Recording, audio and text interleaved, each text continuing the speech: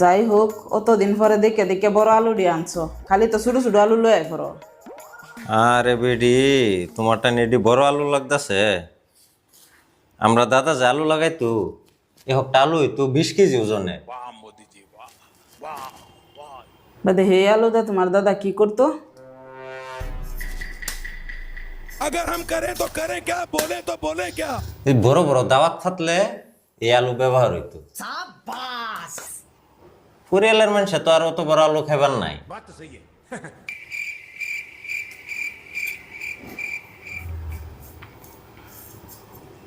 আমরা নানাও 100 বিঘা মাটি লইয়া মহিষ ক্ষেত করতো। 1 মন ওজনের হকটা মহিষ হইতো। আমার লগে জিতবার লাগিয়া কইতেছ, হ্যাঁ? 1 মন ওজনের মহিষ নাকি? তোমার লগে জিততাম কে, যেটা হাসা এটা কইতা।